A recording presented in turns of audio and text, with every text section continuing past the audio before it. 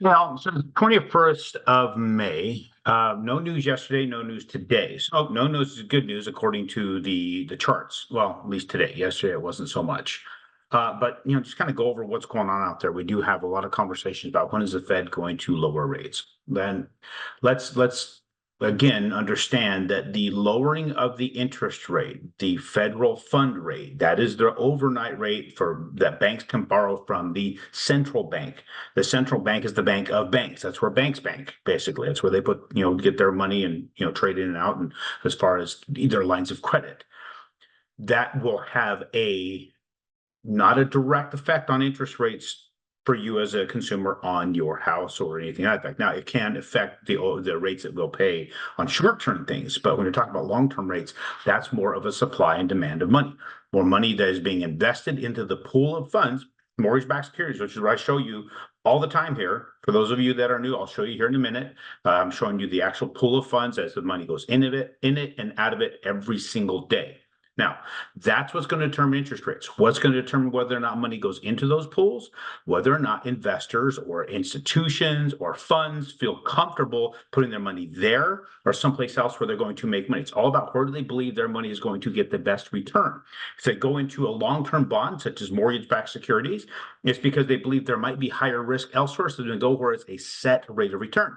If they believe higher volume capability or higher return capability in something else, they'll pull it from bonds and go over there, right? Therefore, pushing the bonds down, interest rates up because the supply has shrunk. I'm going to go ahead and close this. I should just do this every time because I've had to do this the last few times because it's keeps messing with my camera.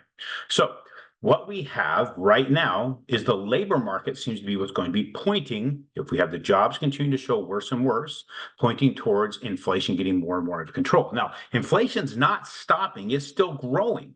The last reading still showed an increase of inflation, but not to the extent that they'd seen it in the past. So it's slowing down, but it's still going up. So this whole thought process of inflation is receding or anything. Don't believe that for a moment. It's just not going as fast as it had been.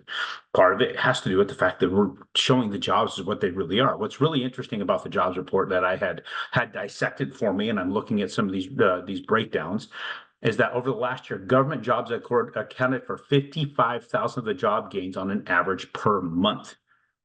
So last year, 2023, 55,000 jobs per month were created in government roles.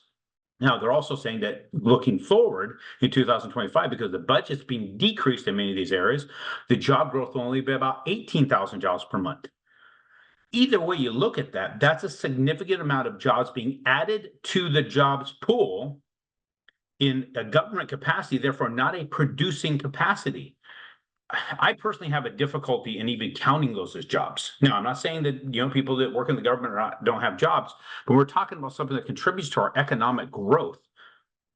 It's an economic expense to have job growth, to have more or increase in government jobs, in my opinion.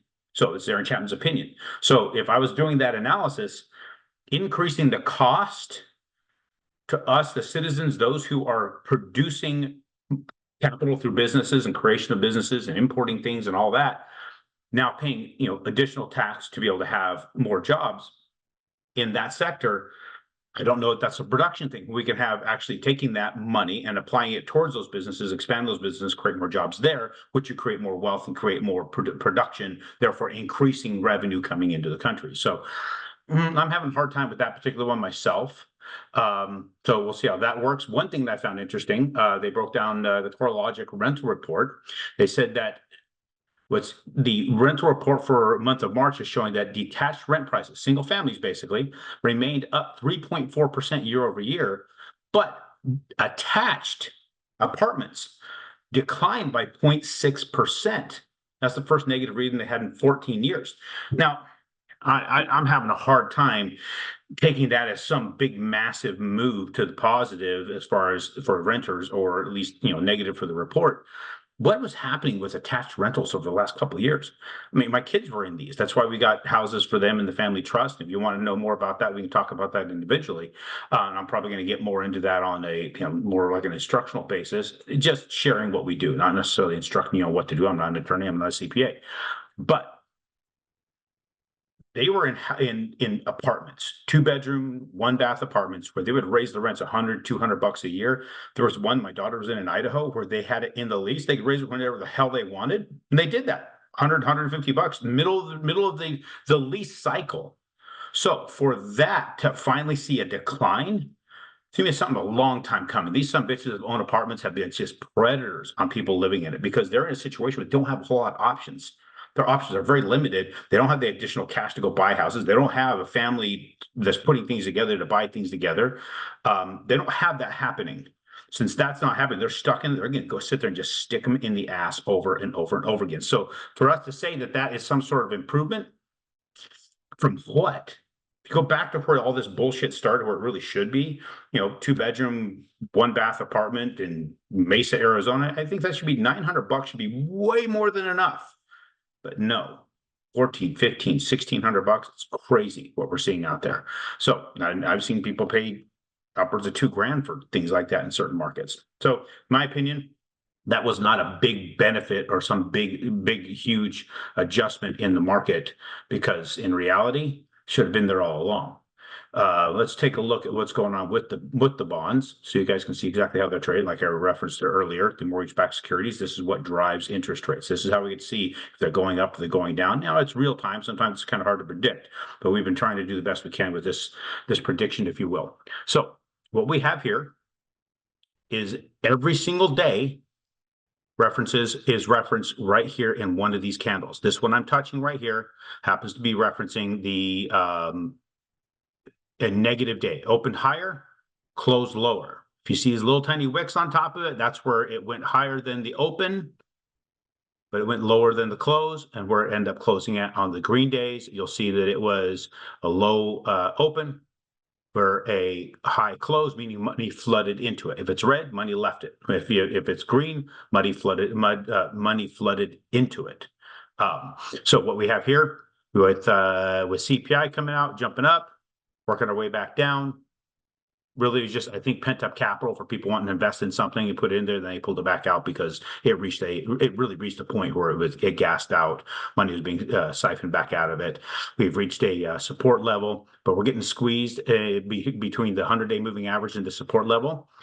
We have seen this 100-day moving average has been, it sometimes can be quite the ceiling to get through. So if you got a 100-day moving average right here, squeezing it into this level, if that's strong enough, we can push it right back down into our downward channel that I'm showing. And the reason I show this channel is there's a pattern here that was developed, that it stayed within it of all this trading. We marked this channel out way back here, and it's continued to follow that pattern. I've also showed this particular line many times. This was the price point of this security, the level that people were willing to invest in it prior to quantitative easing of 2008. We reached that point. I predicted we'd reach that point and it would be a ceiling. It has been that ceiling, and it's continued to drive us back down. So I still believe we're going to be higher for longer. We can see interest rates going up. There was a study done very recently where they said that people can prepare for 10% interest rates, double digits coming up. Now, whether or not we hit there, it's hard to say. I don't know. I think we have actually hit it recently, but and we may be heading back to it. The only reason we didn't actually see it is because the points being charged. They weren't actually offering that rate.